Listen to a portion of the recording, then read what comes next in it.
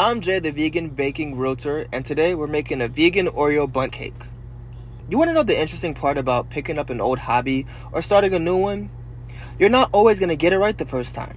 Just like with most things, what's more important, other than learning from your mistakes, is that you follow through. Like in this instance, I made a vegan Oreo Bundt cake from scratch. It was my first time baking something without a recipe, and the only thing I referenced was a cake box to get an idea of the measurements.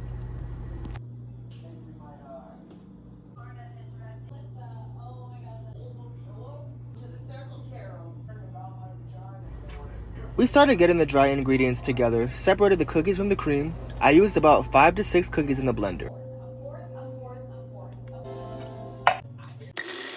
2 cups of flour, 3/4 cups of sugar. You could spare an extra 1/4 cup if you want your cake a little sweeter, but mine was fine as is. 1/2 teaspoon of baking powder and 1/2 teaspoon of baking soda. I added way too much in mine originally, so don't be like me. I also forgot to add a little teaspoon of salt, but hey, we kept it pushing, right? Then, after introducing the cookie dust, I gave the dry ingredients a quick stir and went on to the wet ingredients. I added 1 cup of water, 1/2 cup of oil, 5 scoops of applesauce to substitute the eggs, added a splash of vanilla extract and the rest of the wet ingredients into one container before mixing it with the dry ingredient. I oiled and dusted the cake pan with flour before pouring the mixture together. Preheated the oven to 350 degrees and baked for about 43 minutes. Note to self, if you want thicker frosting, you might want to use an electric mixer. You can add some vegan butter to the Oreo cream, powdered sugar, and almond milk mixture. I used 3 more Oreos to add to the frosting and add the extra cookie dust to the top of the cake. And there you have it, a delicious vegan Oreo Bundt cake.